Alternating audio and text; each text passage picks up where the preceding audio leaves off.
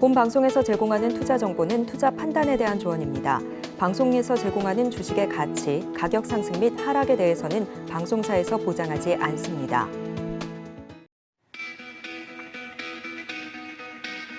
안녕하십니까. 고수익작전 타임 진행의 도지은입니다. 이번 주 뉴욕 증시 굉장히 빅 이벤트들을 앞두고 있습니다. 앞으로 발표가 될 경제 지표에 따라서 이 FOMC 회의 결과까지 나올 예정인데요.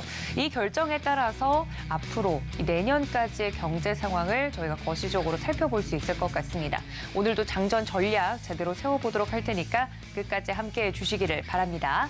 자, 그렇다면 첫 번째 글로벌 증시 살펴주실 전문가님 모셔보도록 할 텐데요. 신승용 명지대 경제학과 겸임 교수님 스튜디오에 모셨습니다. 교수님 어서 오세요. 네, 안녕하십니까.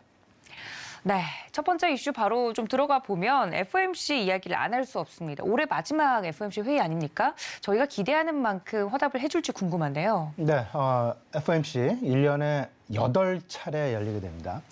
이번 12월, 이번 주 13일, 14일 날 개최가 되고요. 내년 1월, 그리고 내년 3월 이렇게 그 순차적으로 이제 그 개최 예정인데요.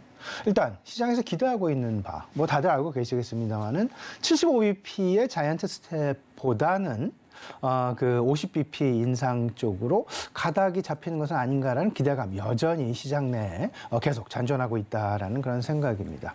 일단 문제는 이제 그 부분이죠. 과연 FOMC에서 마음 놓고 금리 인상을 지속할 것이냐, 아니면 그러니까 이제 시장에서 지금 현재 조금씩 우려감으로 오히려 좀 나타나고 있는 부분은 금리 인상의 강도는 줄지만 금리 인상의 어떤 금리 인상이라는 그 자체는 끝나지 않았다. 금리 인상은 내년도 상반기까지는 지속될 가능성이 높다. 따라서 금리의 최고점, 고점의 상단은 계속해서 올라갈 것이다라는 그런 우려감이 시장을 지배하고 있다라고 보셔야 될 것 같습니다. 지난주에 발표된 생산자 물가 지표, 일단 정점은 통과한 것으로 평가는 되고 있죠. 하지만 여전히 시장 컨센서스보다는 조금 좀 높게 나오는 그런 그림. 그렇게 되면서 시장 다소간 좀 하락, 지난주 금요일 하락 마감하는 그런 모습 나타났었는데요. 아무래도 그 13일, 14일 이 중에서 13일 바로 FOMC 금리 결정 하루 전 11월 소비자 물가 지표가 발표된다라는 점, 이 부분의 시장은 오히려 더 조금은 좀 불안해하고 있는 것은 아닌가라는 그런 생각 가져보게 됩니다.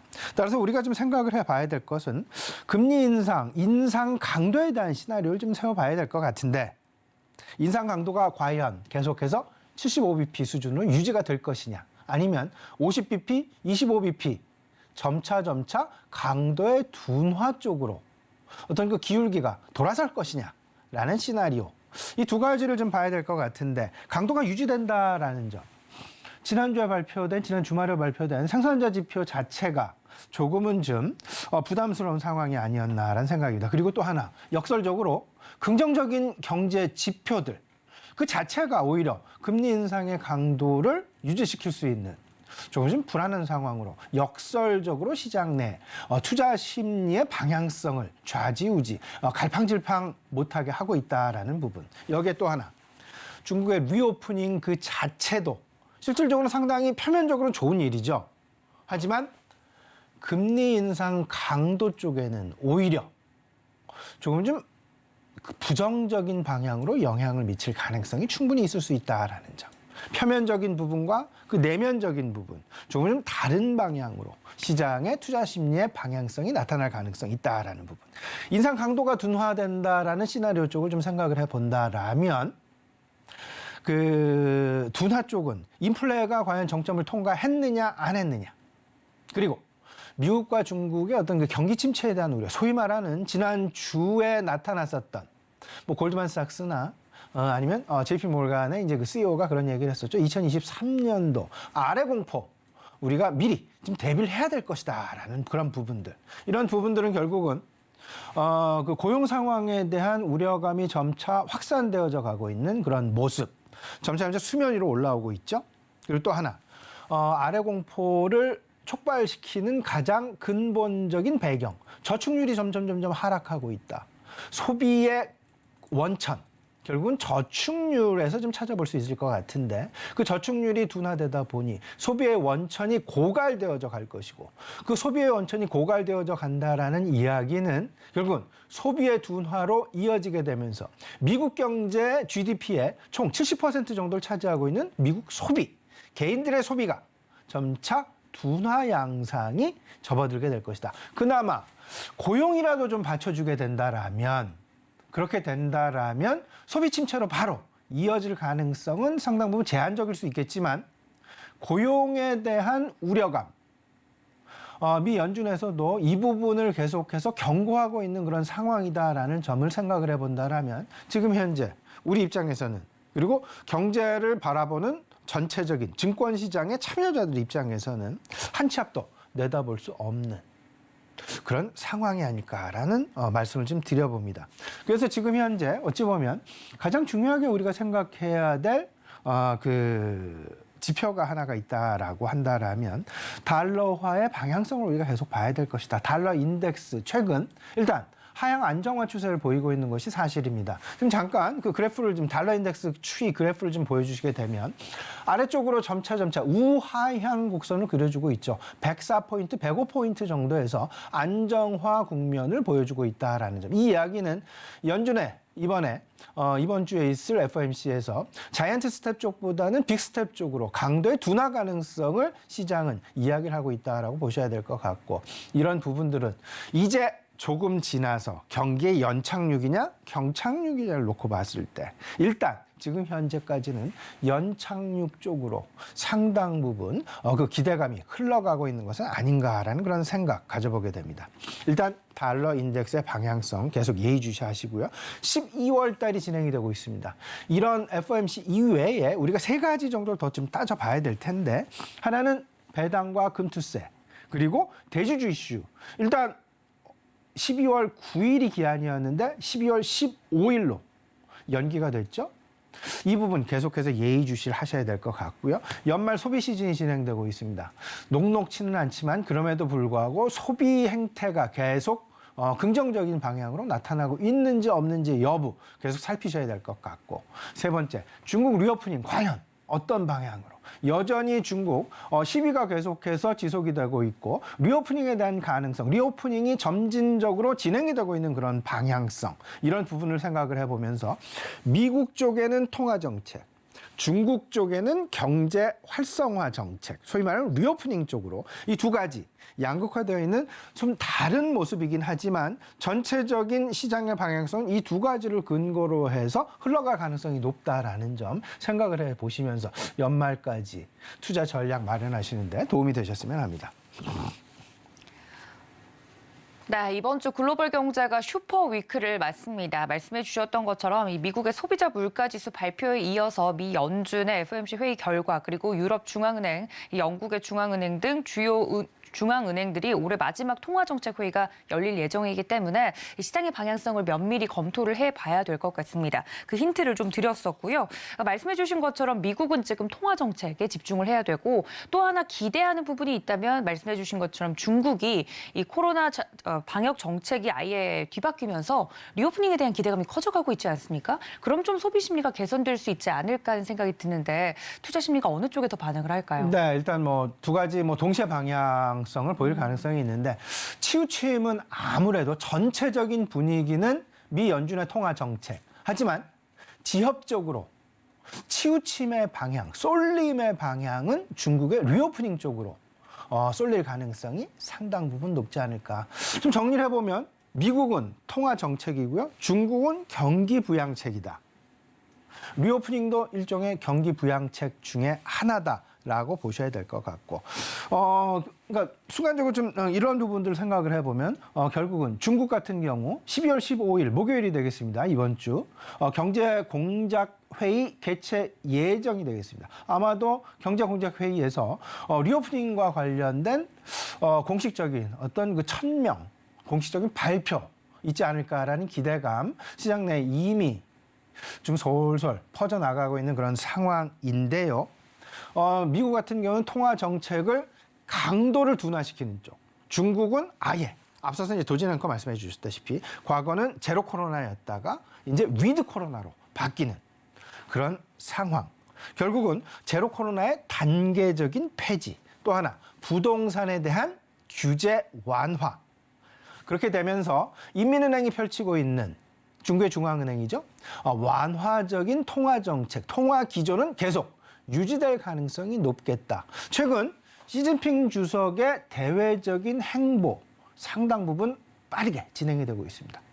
주말에 뉴스를 도배했던 것이 시진핑 주석과 사우디의 만남, 이런 부분들, 결국은 에너지 협조라는 그런 부분들과 맞물리게 되면서 시진핑 주석의 어떤 그 해외 행보 빠르게 지금 나타나고 있는데요. 전체적으로 이런 부분들, 그동안 짓눌렸었던 중국의 경제적인 이런 상황들이 이제 조금씩 수면 위로 올라오게 되면서 우리 시장 내에도 한동안 중국의 한한령이랄지 이런 부분들을 눌려왔었던 중국 관련주들 조금씩 기지개를 켤 가능성이 상당 부분 높을 것이다라는 쪽.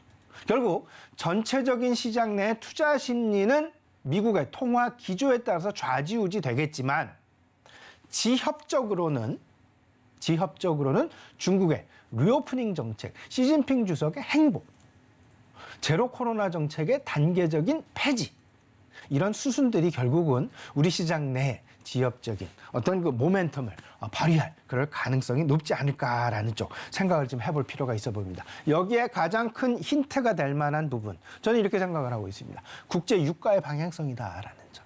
국제 유가, 일단 경기가 어떤 방향으로 가느냐가 되겠습니다. 지금 그래프를 잘 보시게 되면 국제 유가, 일단 최근 들어서 상승 국면에 들어갔다가 하락해서 안정화되는 그런 모습들 최근 들어서 나타나고 있죠. 바로 앞에, 오른쪽에서 바로 앞에 그 큰 낙타 그 등 같은 부분을 만들었던 부분이 결국은 러시아를 제재하는 국제유가 상한제 변동성 부분이었다라면 지금은 안정화 추세에 들어가 있다.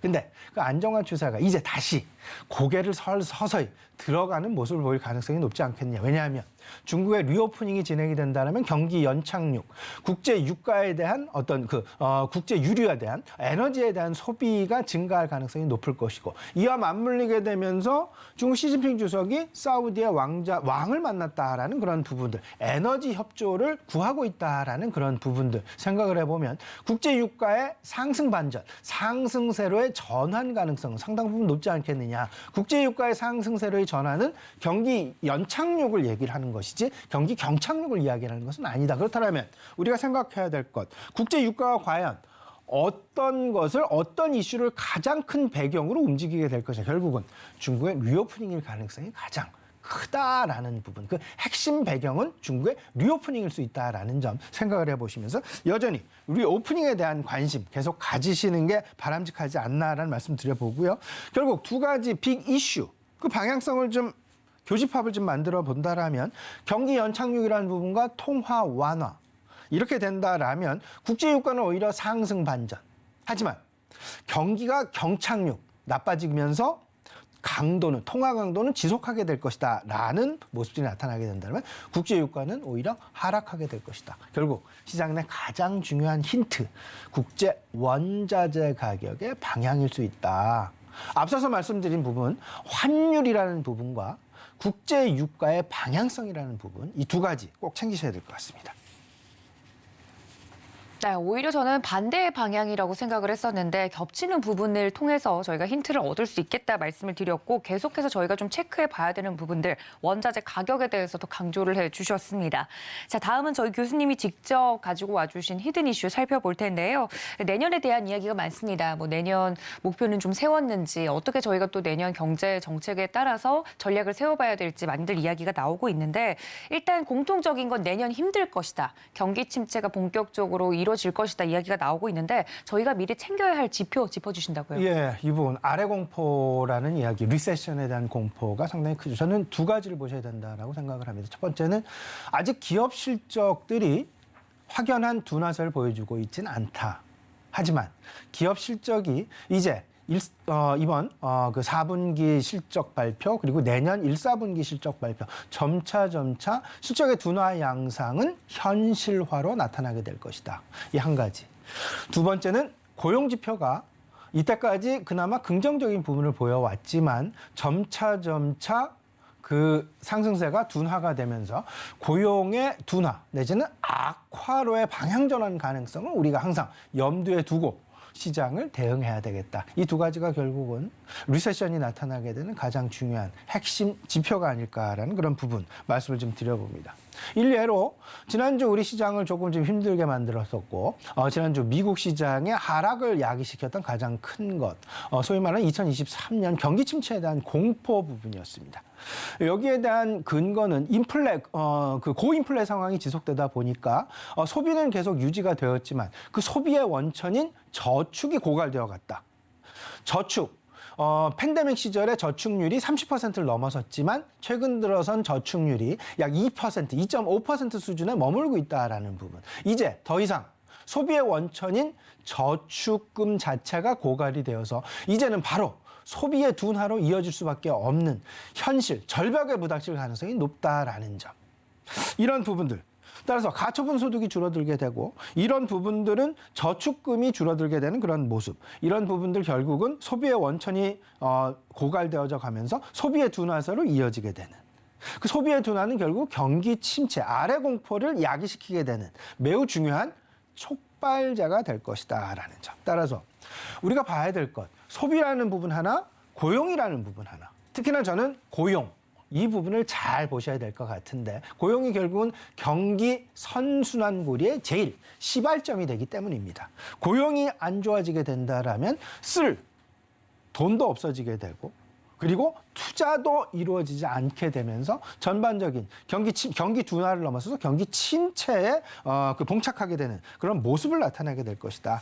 유일한 기대 지표가 현재의 상황에서는 고용일 수 있겠습니다. 하지만 지금 2023년에 접어들게 된다라면 점차 미 연준도 경고하고 있는 그런 상황, 이런 상황들 속에서 고용 지표를 우리가 절대 좌시해서는 안 될 것이다라는 말씀을 드리면서 금융권, 자동차, 빅텍 기업들 전부 신규 채용을 동결을 하고 구조조정을 이미 진행에 들어갔다라는 부분 잘 생각을 해보시면서 이런 부분들이 결국에는 이번 4분기 실적 그리고 내년 1, 4분기 기업 실적에 바로 연결이 되게 될 것이다. 따라서 우리가 주목해야 될 실물 지표 생각을 해보면 연말 소비다라는 것, 가전보다는 아무래도 의류 쪽에 생각을 좀 많이 해두셔야 될 것 같고 또 하나 신용카드사의 실적을 우리가 잘 살펴보자.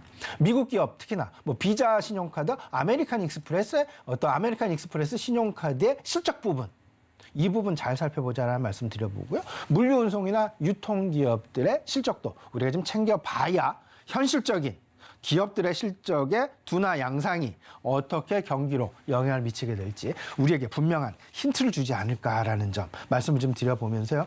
오늘 투자 전략 간단하게 말씀을 좀 드려보죠. 이번 주 4가지 주목하십시오. 하나는 환율, 하나는 소비, 하나는 리오프닝, 또 하나는 배당이 되겠습니다. 환율 방향성 계속 주목하라는 말씀 드려보고요. 중국 리오프닝 관련해서는 국제 원자재 가격, 특히나 원유 가격의 방향성 계속 주목하자라는 말씀 드려보고 연말 12월 15일 이번 주 기한입니다.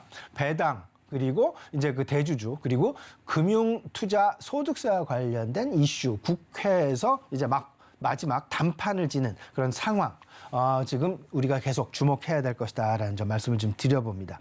아울러서 전체적으로 기업들의 실적 이 부분 이제 아무래도 애널리스트들의 전망치 조금씩 둔화 양상 나타날 가능성이 높은데 어떤 업종군에서 가장 먼저 이런 부분들이 나타날지 그렇게 되면서 종목별로 업종별로 실적이 둔화가 나타나는 업종과 실적의 개선이 나타나는 업종 분명히 이제 양극화가 나타날 텐데 저는 실적의 개선 쪽에 무게를 두는 그런 업종군은 아무래도 중국 리오프닝과 관련된 업종군이 아닐까. 따라서 계속해서 연말 중국 리오프닝에 우리는 계속 관심을 가져야 되지 않을까라는 부분 참고 삼아 말씀드립니다. 네, 이번 주 슈퍼위크를 맞아서 오늘장 작전까지 이렇게 정리를 깔끔하게 해주셨으니까요. 여러분들 이 점까지 4가지 사항 모두 기억해 주시길 바랍니다. 지금까지 신승용 명지대 경제학과 겸임 교수님과 함께했습니다. 교수님 고맙습니다. 네, 이렇게 글로벌 이슈 자세하게 짚어봤으면 국내 증시 작전 이어서 세워보도록 하겠습니다. 교보증권 여의도금융센터 윤여민 FP 연결되어 있습니다. FP님 안녕하십니까? 네, 안녕하십니까. 네, 반갑습니다. 지난주 우리 증시부터 좀 돌아보면 금요일 날 겨우 상승으로 마감을 했습니다. 어떻게 좀 정리해 볼 수 있을까요? 예, 말씀하신 것처럼 지난주 이제 월요일부터 목요일까지는 좀 하락세를 보이다가 이제 금요일이죠. 미국 지표라든지 외국인 매수 전환에 좀 상승 마감을 했다라고 좀 보시면 될 것 같습니다. 특히 이제 미국 고용시장 둔화 가능성에 좀 투자 심리가 좀 회복했다라고 볼 수 있을 것 같은데요. 미국의 이제 주간 신규 실업 수당 같은 경우는 예상치를 좀 부합했다라고 볼 수 있을 것 같고, 특히 이제 고용시장의 어떤 둔화가 될 수 있다는 어떤 신호, 그 해석이 되면서 그간 좀 강했던 지표에 좀 부담을 가졌던 일부 투자자들이 좀 안도하는 모습이 좀 나왔다라고 좀 보시면 될 것 같습니다. 여기에 좀 물가 지표들이 좀 앞두고 일부 좀 기대감이 좀 나왔다라고 볼 수 있을 것 같은데요.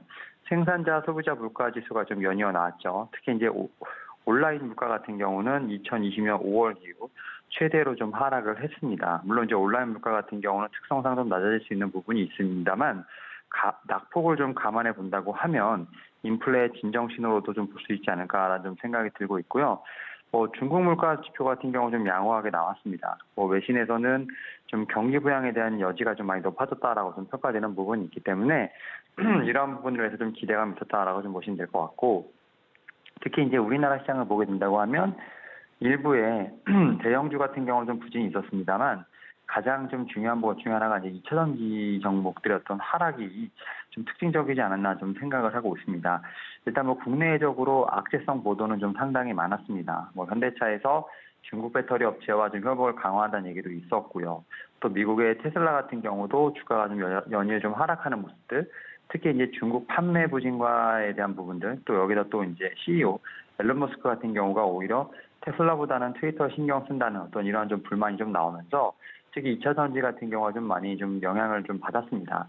그에 비해서 최근까지 좀 하락을 좀 면치 못했던 삼성전자, SK하이닉스가 좀 강세를 보이면서 좀 재반등에 성공했다고 볼 수 있을 것 같고요. 여기에 또 외국인 같은 경우가 6거래일 만에 좀 순매수로 좀 들어왔습니다. 아무래도 이제 옵션 만기일이 좀 지나면서 매수로 좀 변환이 됐다는 점, 이 점을 좀 주목해봐야 되지 않을까 좀 생각을 하고 있고, 특히 2차 전지의 변동성은 좀 나름대로 의미가 있지 않나 좀 생각을 합니다. 좀 표면적인 악재도 분명히 있습니다만 수급이 좀 섹터별로 좀 이동을 하고 있다라고 좀 체크해봐야 되지 않을 것 같은데, 결국 이렇게 좀 자금이 분산되고 있다는 것은 과대 낙폭주라든지 실적주로 좀 이동할 수 있는지 이러한 좀 여분이 있는지에 대한 부분을 좀 계속 체크해봐야 되지 않을까 좀 생각하고 있습니다. 네, 말씀해 주신 것처럼 지난주 금요일 양대 지수 모두 상승을 했습니다. 그 안에서 반도체 관련된 종목들 탄력적으로 움직였고 반대로 2차 전지는 조정을 받는 모습을 보였는데요. 정리해 주신 만큼 자세하게 복기를 해보시고 오늘장도 대응해 보시면 좋을 것 같습니다. 자, 다음은 저희가 관심 있게 살펴봐야 할 섹터 늘 짚어주고 계시는데 이 중국의 제로 코로나 완화 상황에 따라서 리오프닝 섹터들 또 탄력을 받고 있죠. 그 안에서도 오늘은 저가 항공, 이 LCC 관련된 종목들에 대해서도 살펴주신다고요? 예, 일단은 지금 중국이 제로 코로나에 관련돼서 지금 정책을 많이 완화하는 모습이 좀 나오고 있죠. 그래서 이제 중국 리오프닝 관련된 종목들이 좀 주가가 좀 상승 탄력이 좀 나오고 있습니다. 특히 이제 화장품주를 비롯해서 면세, 카지노, 여행 관련 등 어떻게 보면 리오프닝 관련된 업종 전체로 지금 온기가 좀 확산된다 볼 수 있을 것 같은데, 확실히 좀 제로 코로나 관련돼서 좀 장기화되는 부분들, 결국 이제 중국 경제에 상당히 좀 악영향을 미친 점, 여기에 또 시위가 좀 확산되는 점이 제가 볼 때는 이제 방역 정책에 대한 부분을 선회하는 어떤 하나의 배경이 되지 않았나 좀 생각이 들고 있고요. 다만 이제 이 양회가 내년 3월에 좀 실시가 될 것으로 보이고 있는데, 그 전후로 해서 제로 코로나 정책의 어떤 전면 폐지 가능성도 좀 논의가 되고 있기 때문에 결국은 내년 3월 정도까지는 그래도 관련돼서 좀 훈풍이 불지 않을까 좀 생각을 하고 있고, 앞에서 말씀드렸던 것처럼 여러 가지 섹터가 좀 움직이고 있는데 화장품이라든지 이런 좀 일부 섹터 같은 경우는 좀 상당히 상승세가 가팔랐기 때문에 오히려 좀 후발주를 찾는 게 좀 중요하지 않을까 좀 생각을 하고 있고, 그 가운데서 또 여전히 상승세가 많이 나오지 않은 LCC에 대한 부분을 좀 체크해봐야 되지 않을까 좀 생각을 하고 있습니다. 특히 이제 LCC 같은 경우는 지금 여객수가 좀 상당히 늘어나는 어떤 그런 모습이 좀 보이고 있는데요. 특히 11월에 국제선 여객수 같은 경우는 100만 명을 지금 거의 눈앞에 두고 있는 상황이죠.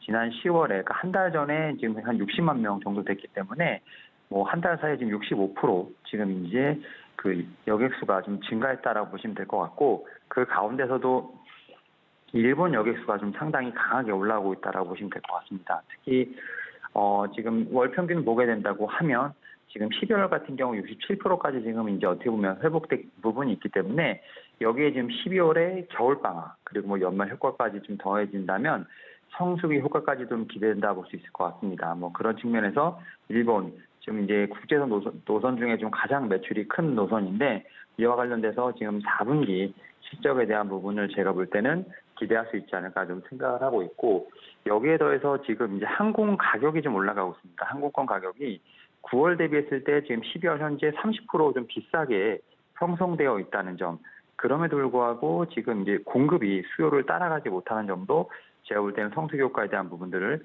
이미 좀 볼 수 있지 않을까 좀 생각을 하고 있고, 여기에 더해서 지금 이제 대만 노선도 지금 회복을 하고 있지 않을까 생각을 하고 있습니다. 지난 1일에 대만 정부가 주당 입국 인원을 지금 20만 명으로 좀 제한을 했는데, 이날 이제 조치가 좀 해제가 되면서 지금 대만 노선 취향도 제가 볼 때는 늘어나지 않을까 생각을 하고 있습니다. 제주항공 같은 경우는 내년 1월부터 지금 이제 타이페이 노선을 주 7회 일정으로 재개할 것으로 보이고 있고요. 뭐 진에어, TA 항공 같은 경우도 지금 노선을 확장할 것으로 보이고 있기 때문에 제가 볼 때는 이러한 좀 국제선의 다른 영향에 대한 좀 재개 이런 걸로 인해서 실적의 턴어라운드 분명히 상담해 볼 수 있을 것 같고, 빠르면 올 4분기 늦어도 내년 1분기부터는 실적에 대한 가시화가 나타날 것으로 보이고 있기 때문에 이에 따라서 LCC항공에 대한 관심도 분명히 필요하지 않을까 생각하고 있습니다. 네, 최근 연말을 맞아서 여행 가시는 분들 굉장히 많으실 텐데요. 이 LCC 관련돼서 빠르면 4분기에 실적이 흑자로 전환될 가능성이 높다, 핑크빛 기사들이 나오고 있습니다. 이러한 상황과 더불어서 오늘 저가항공 관련주들 전망과 현 상황에 대해서 알아본 만큼 여러분들 챙겨가 주시길 바랍니다. 자, FP님, 그렇다면 저희 오늘장 작전은 어떻게 세워보는 게 좋을까요? 예, 일단은 지난주 금요일 같은 경우 이제 우리나라 그리고 미 증시 같은 경우는 기술적인 반등도 분명히 있었다라고 좀 생각을 하고 있고, 특히 이제 각 121선, 101선에서 좀 저가 매수가 좀 유입이 됐습니다. 뭐 외국인의 매수세로 좀 전환되는 부분도 있었습니다만 매수 확대보다는 좀 매도 축소에 좀 의미를 줘야 되지 않을까 좀 생각을 하고 있고, 아직까지는 좀 수급이 좀 복원되진 않았다라고 보시면 될 것 같은데, 사실 지난주부터 계속 언급됐던 것이 경기 침체였다고 보시면 될 것 같습니다. 뭐 인플레 감축법이래, 인플레 감소법 혹은 뭐 긴축 강도에 대한 부분들, 이 부분에 대한 어떤 기준이 돼야 될 것 같은데, 이런 의미에서 좀 이번 주 CPI 좀 상당히 중요하지 않을까 좀 생각을 합니다. 예상을 하회 시에는 뭐 긴축 강도 역시 낮아질 것으로 보이고 있고, 이런 측면에서 연말 장세를 좀 가늠할 가장 큰 변수로 좀 주목이 된다 볼 수 있을 것 같고, 이제 두 번째로 FOMC 같은 경우는 좀 일정 자체는 어느 정도 예상이 된 수순입니다. 뭐 금리 0.5% 이제 인상은 대부분 다 아실 것 같은데, 다만 이제 점도표에 대한 부분들, 이 부분에 대한 좀 변수가 있지 않을까 좀 생각을 하는데, 뭐 최종 금리 수준, 뭐 내년 인하에 대한 의견 이런 부분들이 존재하는지, 뭐 또 내년 인하를 주장하는 의원이 좀 나오는지, 뭐 이런 부분에 대한 제가 볼 때는 좀 주목이 필요하다라고 좀 생각이 들고 있고, 앞에서 말씀드렸던 것처럼 뭐 수급에 대한 부분들, 지금 이제 지난주 금요일에 지금 외국인이 좀 매수를 했습니다만 주간으로 봤을 때는 순매도를 했기 때문에 결국은 이러한 부분이 어떻게 지금 우리나라에 어떤 영향을 미치는지 계속 봐야 될 것 같습니다. 지금 삼성전자, SK 제가 말씀드렸습니다만 좀 이제 금요일 같은 경우 좀 매수로 들어왔죠. 이런 부분들이 계속 지켜지는지에 대한 부분들을 체크해봐야 되지 않을까 좀 생각을 하고 있고, 결국 이제 연말에 대한 산타랠리에 대한 부분들, 이런 부분도 계속 체크를 해봐야 되는 부분이 있는데, 제가 볼 때는 지금 우리나라 국내의 어떤 유일한 좀 이슈죠. 그 세금 이슈에 대한 부분도 계속 체크를 해보면서 이번 주 시장 한번 바라보면 좋겠습니다. 네, 이렇게 오늘장 작전까지 세워봤습니다. 지금까지 교보증권 여의도금융센터 윤여민 FP와 함께했습니다. FP님 고맙습니다. 네, 감사합니다. 네, 이렇게 자세하게 국내 증시 작전 세워보고 있습니다. 더 자세한 이슈 분석 시간으로 들어가 보도록 할 텐데요. 인베스팅 코리아 이동훈 수석 연구원님과 연결해 봅니다. 연구원님, 안녕하십니까? 네, 안녕하십니까. 네, 반갑습니다. 늘 자세하게 이슈 분석해주고 계시는데요. 첫 번째 이슈부터 여쭤보도록 하겠습니다. 이번에 준비해주신 이슈 5G 관련 소식 가지고 오셨다고 이야기를 해주셨는데 5G 가입자 증가 속도가 빠르게 진행되고 있다고요? 네, 맞습니다. 5G와 통신 장비, 이번에 이슈 체크 한번 말씀드려 보도록 하겠습니다. 글로벌 5G 가입자 수가 연내 10억 명을 돌파할 것이다 라고 전망이 되어지면서 상승 모멘텀이 지속되어지고 있습니다. 에릭슨 LG는 지난 7일 에릭슨 모빌리티 리포트 설명회를 통해서 연구 결과를 공개했습니다. 5G 가입은 올해 7에서 9월 전 세계적으로 약 1억 1천만 명이 증가를 하면서 8억 7천만 명에 달한다라고 밝히기도 했습니다. 2022년 말 기준에 글로벌 LTE 가입 건수는 52억 건인데요. 현 시점에서 LTE가 가장 주도적인 기술 방식입니다. 그러나 2027년 이후에는 5G로 전환이 이루어지면서 5G가 주도적인 기술이 될 것입니다. 28년도가 되면 5G 가입 건수가 50억 건을 넘어설 것으로 예상하고 있습니다. 특히 연내 가입자가 10억 명을 넘어설 것으로 보여지는데 이는 LTE보다 약 2년 정도 빠른 속도라고 업계에서는 설명하고 있습니다. 이러한 추세를 감안했을 때 28년 말까지 세계적으로 50억 건의 5G 가입이 예상이 되고요. 이는 전체 모바일 시장의 약 55%로 동기간 5G 인구 커버리지는 85%에 이르고 5G 네트워크는 모바일 트래픽의 약 70%를 처리할 것으로 전망하고 있습니다. 10월 5G 가입자 증가폭이 75만 명으로 크게 확대된 가운데에서 휴대폰 가입자 중에 5G 비중이 49%를 기록했다고 밝히기도 했습니다. 2G에서 3G, 4G로 무선 통신 기술이 발전을 하면서 통신사가 제공하는 데이터 서비스 용량이 늘어나고 있습니다. 통신사가 소비하는 에너지가 지속적으로 증가를 한 것인데요. 여기에서 특히 주목해야 할 점은 5G 시대가 본격화가 되면서 탄소 중립을 달성하기 위해 통신업계 또한 노력을 기울이고 있다는 점입니다. SK텔레콤과 KT, LG U+ 등도 국내 통신사에서 탄소 중립을 달성하기로 밝히기도 했는데요. 국내 통신사 또한 해외 통신사와 동일하게 탄소 중립 목표를 달성하기 위해서 노력하고 있다라면서요. 기존 3G나 4G에 비해 5G로 오면서 다양한 기능들이 제공되고 있는 만큼 새로운 방식으로의 전환도 에너지 절감에 도움이 될 것이다라고 전했습니다. 현재 탄소 중립을 위한 국내 이동통신 3사의 행보를 정리를 해보면 SK텔레콤은 지난해 국내 통신 분야 최초로 온실가스 감축을 통한 탄소 배출권을 확보했습니다. KT는 아리백에 가입을 했고요. 지자체와 탄소 중립 실현 업무 협약을 체결하는 등 에너지 절감에 앞장서고 있습니다. LG U+는 2050년 2050 탄소 중립을 실천하기 위해서 재활용 플라스틱 소재 UTB 신형 리모컨을 도입한다고 밝혔습니다. 이와 같은 소식 속에서 에이스테크, 서진 시스템, RFHIC, HFR, 이노와이러스, KMW 등 5G 통신 장비 테마가 상승하는 모습을 보여주었습니다. 네, 이렇게 희망 고문이 길었던 섹터가 없었죠. 5G 드디어 이젠 좀 탄력적으로 움직일 수 있는 건지 개인적으로 기대가 되는데 여러 가지 종목이 있지 않습니까? 오늘은 어떤 종목을 특징적인 종목으로 볼까요? 네, 에릭슨 LG의 연구 결과 발표로 인해서 5G 관련 기업들의 상승세가 돋보인다. 말씀드린 이슈를 바탕으로 오늘 말씀드릴 종목은 RFHIC입니다.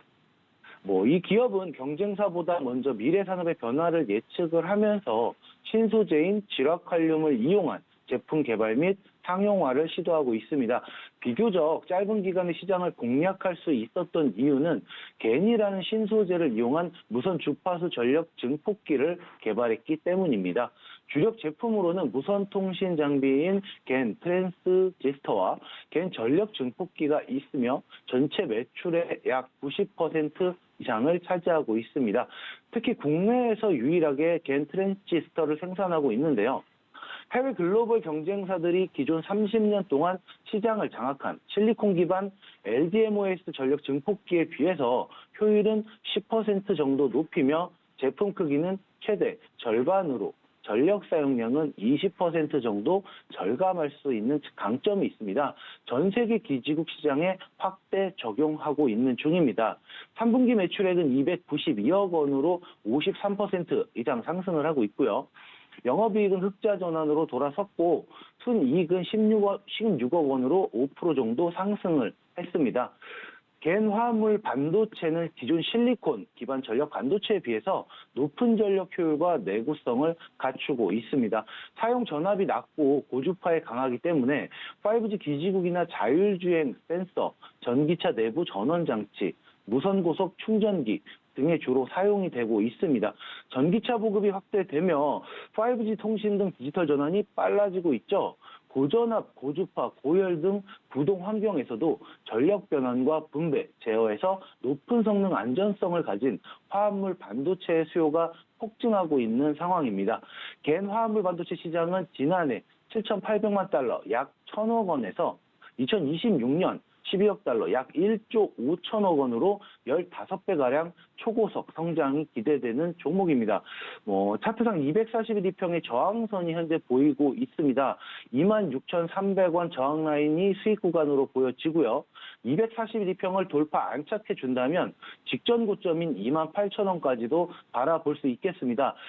진입가는 24,000원에서 25,000원 부근에 진입을 하시고 1차와 2차 목표가로 나눠보겠는데 1차 목표가는 240일 저항대인 26,300원, 2차 목표가는 28,000원을 제시해보며 손절가는 22,000원 제시해보도록 하겠습니다.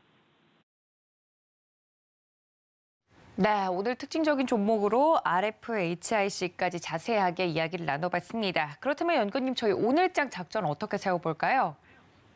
네, 금요일 미증시는 장마감을 앞두고 수급적인 요인과 차익 실현 매물이 나오면서 하락을 했습니다. 국내 증시는 미국의 FOMC를 앞두고 주요 경제 지표가 혼조세를 보여주고 있습니다. 연준의 정책에 대한 불확실성이 높아짐에 따라서 13에서 14일 열리는 FOMC 회의 결과까지는 보합권을 보일 것으로 예상이 되고 관망세 짙은 장세가 이어질 것이다라고 예측을 해보겠습니다. 하지만 중국의 제로 코로나 정책 완화 기대감 및 경기 부양책 기대 심리는 여전히 진행될 것으로 보여지기 때문에 지수 하락이 확대될 가능성은 커 보이지 않는다라고 말씀드리고요. 체크 포인트를 말씀해 드리면 CPI 소비자 물가지수 발표 굉장히 중요합니다. 7.3% 기준으로 위아래 7.1% 정도 나오면 베스트, 7.5%면 워스트라고 생각을 하시면 될 것 같습니다. 이번 주 빅 이벤트가 굉장히 많습니다. 파월 의장의 금리 인상 속도 조절 완화 기대감으로 상승했던 시장이 과연 그 말을 파월이 지켜주는지 잘 지켜봐야겠고요. FOMC를 하루 앞둔 오늘 중국의 코로나 완화 정책이 완화가 예상이 되면서 시장의 우호적 흐름도 나타나고 있고요. 여전히 내년 최종금리 조정에 대한 부담감과 금요일 발표, 전일 금요일에 PPI 지수가 예상치를 상회하면서 투심은 여전히 시장에 대한 기대치가 낮은 상태이기 때문에 불안감은 계속되고 있다라고 판단이 됩니다. 그렇기 때문에 시청자 여러분들께서는 오늘 하루 정도는 공격적 매매는 자제하시도록 바라겠고요. 오늘은 여기까지 말씀드리도록 하겠습니다.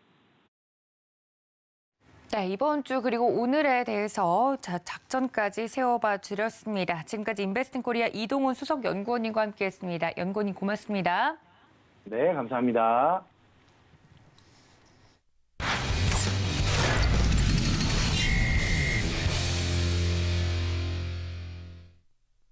네, 보다 자세한 종목에 대한 작전 이어서 세워보도록 하겠습니다. 글로원 파트너스 이성웅 이사님과 연결합니다. 이사님 안녕하십니까? 네, 안녕하세요. 네, 반갑습니다. 첫 번째 이슈로 바로 좀 들어가 보도록 하죠. 계속해서 리오프닝 관련된 이야기들이 나오고 있는데 11월 인천공항 수송 데이터를 통해서 이 리오프닝에 대한 데이터 수치 회복세를 자세하게 분석해 주신다고요? 네, 그 11월과 관련된 인천공항 데이터를 보고 가는 이유는 우선적으로 리오프닝과 관련된 이야기는 많아요. 이야기는 많은 상황에서 관련주들이 좋다는 건 명백한데 우리가 한 단계 더 좀 깊게 이 데이터가 어떻게 올라오고 있고 그러면 이 항공주 중에서도 어떤 쪽이 먼저 반응을 할 수 있고 그 다음에 이 수순 같은 경우는 뭐 과거의 데이터를 대입을 해봤을 때 어느 정도 단계에 와 있고 그러면 이어서 어떤 종목 같은 경우로 접근을 해도 되는지 그 정도까지 좀 깊게 살펴볼 필요가 있는 데이터다 보니까 제가 말씀을 드리게 되었고 11월 기준으로 총 운항 같은 경우는 18,910회였어요. 근데 단순히 이 수치가 높다 낮다를 비교하는 점은 우리가 코로나 이전이죠.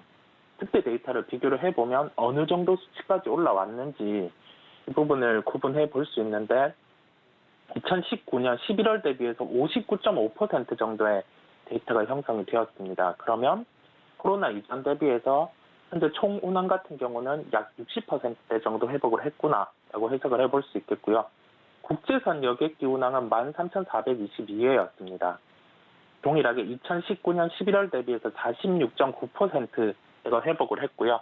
우리가 코로나가 한참 단계적으로 높아지고 리오프닝 첫 번째 단계에서 국토부가 뭐라고 했냐 하면은 국토부 입장에서 공식적으로 1단계, 2단계, 3단계를 나눠서 항공과 관련된 부분에 회복을 내세웠고 그 3단계 부분이 이제 11월에 해당을 하게 되는데 그때 얘기한 수치만큼은 아직 뚜렷하게 이 부분이 뭐 국제선 여객기 운항으로는 좀 부족하게 올라와 있는 상황이기는 해요. 하지만 이제 단계적으로 일본 같은 경우 이제 노선이 개방되었고 북미, 그다음에 중국까지 열린다고 하면은 예상했던 데이터 정도로는 가볍게 회복이 가능한 그러한 수치까지는 올라왔다라고 해석을 해볼 수 있겠습니다.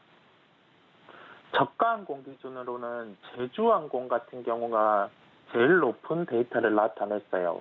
우리가 비록 증자의 요소는 있기는 하지만은 저가항공 같은 경우는 이 실적을 회복되는 구간 안에서는 레버리지가 많이 발생을 할 수 있는 기업의 요소를 갖추고 있다 보니 우리가 이제는 챙겨봐야 할 것으로 보이고 이 구간 안에서 이제 증자를 단행한 저가항공들을 우선적으로 살펴볼 필요가 있고 증자를 단행하지 않았는데 자본에 대한 이슈가 발생 가능한 기업들, 즉 지금 자본 총계 대비해서 뭐 부채 요인이라든지 아니면 차입금을 상환해야 되는 그러한 부분이 존재하는 기업들은 좀 배제를 하고 살펴봐야 할 필요가 있겠습니다.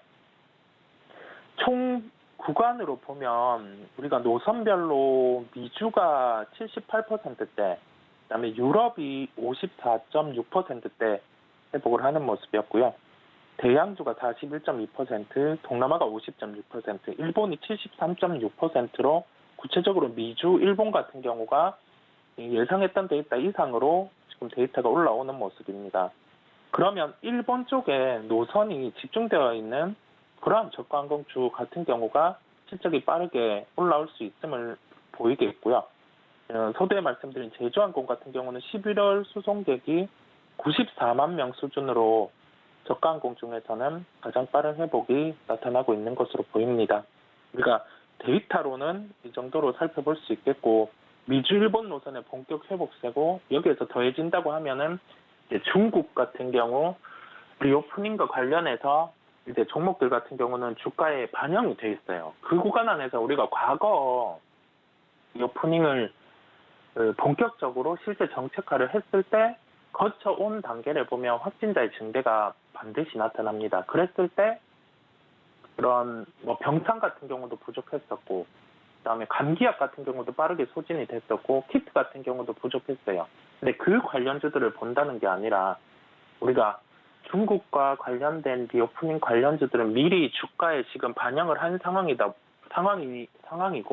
항공과 관련된 부분은 이 부분 안에서 만약에 중국이 리오프닝을 하고 확진자가 증가를 했을 때 이 수치에 대해서 부담을 느껴서 다시금 제로 코로나 정책으로 한번 선회를 한다 했을 때 그러면 리오프닝과 관련된 종목들은 조정이 나올 수 있는데 그 조정 안에서 실적이 올라오는 쪽 레저, 그다음에 항공, 엔터 이쪽 같은 경우는 그러한 조정 안에서는 매수에 대해서 적극적으로 가담을 할 수 있음을 말씀을 드리고요. 왜 이렇게 말씀을 드리냐고 하면은 실적이 중심이 돼서 이제 실적이 돌아 나오는 업종 같은 경우는 그 실적 안에서 그 실적에 훼손이 되는 부분이 본업단에서 외부 요인으로 훼손이 되면 그때는 매수에 대응을 하는 게 맞습니다. 왜냐하면 외부 요인 같은 경우는 이게 지속 가능하게 실적에 데미지를 주지 않기 때문에 다시금 만약에 중국이 여기에서 좀 정책을 내세우다가 한번 틀어나가는 그런 구간이 있다고 하면은 매수의 대응이라는 점을 우리가 11월 인천공역 수선 데이터와 함께 리오프닝에 대한 대응까지 말씀을 드렸습니다. 네, 자세하게 이 데이터 분석까지 해주셨는데요. 관련돼서 그럼 저희가 지켜볼 만한 종목 어떤 종목일까요?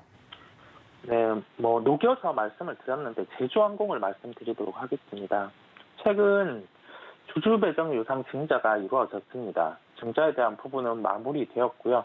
우리가 11월 인천공항 수송 데이터, 그다음에 여기에서 저가항공 기준으로 일본 노선에 대한 집중도가 높은 저가항공 쪽을 봐야 되고, 이 중에서 자본 조달이 마무리된 그러한 기업들 요소를 봐야 된다는 점에서 그런 교집 합안에서 제주항공이 도출이 되고, 우리가 11월 데이터를 통해서 봤을 때는 4분기부터 본격적인 실적 회복이 예상이 됩니다. 그리고 우리가 원달러 환율 빚, 그다음에 유가를 살펴보더라도 원달러 환율도 아직 절대적인 수준에서는 고점이기는 하지만은 고점 대비해서 조정이 나온 모습이고요.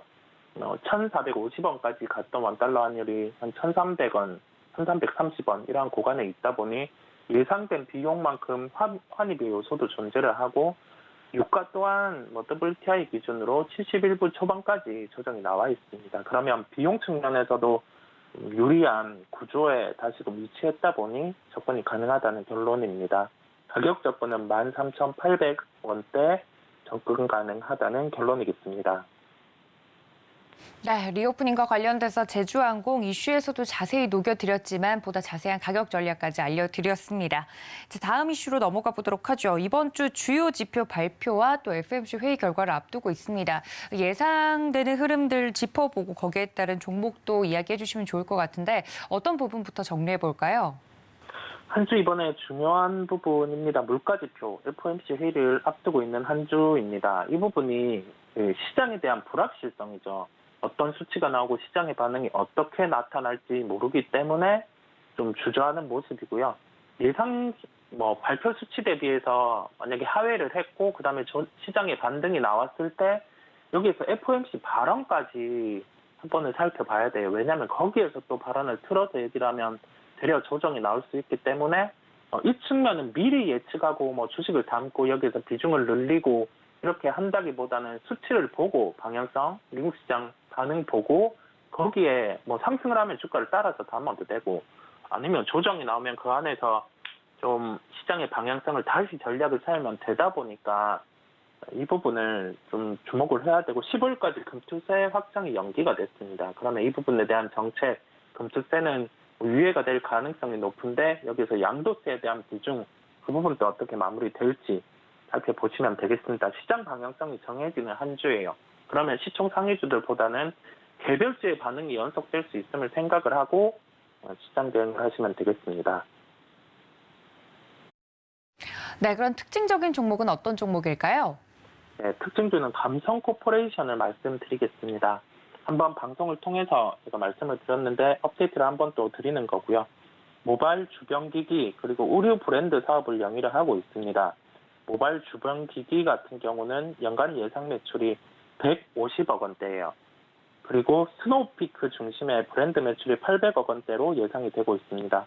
왜 지금 스노우피크를 중점으로 보냐 하면은 올해 겨울 같은 경우는 좀 추운 상황 안에서 이 부분이 매출이 올라가는 그러한 의류 쪽으로 시각이 집중될 수 있고, 그러한 모멘텀이 실제 4분기 실적까지 반영이 될 수 있음, 이 부분을 강조를 드립니다. 내년 브랜드 매출 같은 경우는 연간 1,000억 원대 이상이 예상되고 있어요. 종합적으로 보면 현재 시가총액 대비해서 상승 여력이 기본적으로 한 30% 이상은 나오는 구간이기 때문에 제가 매수를 말씀을 드리고, 가격 접근은 1,810원대 접근 가능하다는 결론입니다. 네, 언급을 한번 해드렸던 종목이죠. 리뷰 차원에서 좀 더 자세하게 이야기 드렸습니다. 감성코퍼레이션까지 여러분들 챙겨가 주시면 좋을 것 같습니다. 지금까지 글로벌 파트너스 이성웅 이사님과 함께했습니다. 이사님 고맙습니다. 네, 감사합니다. 네, 이렇게 장전 전략 모두 세워봤습니다. 본 방송에서 제공해 드린 정보는 투자 판단에 대한 조언일 뿐 해당 주식의 가치나 수익률을 보장하고 있지 않다는 점까지 알려드리면서 저희는 잠시 뒤에 다시 인사드리겠습니다. 시청해주신 여러분 고맙습니다.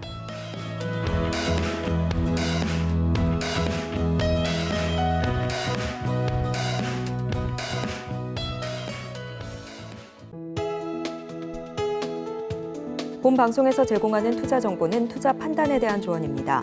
방송에서 제공하는 주식의 가치, 가격 상승 및 하락에 대해서는 방송사에서 보장하지 않습니다.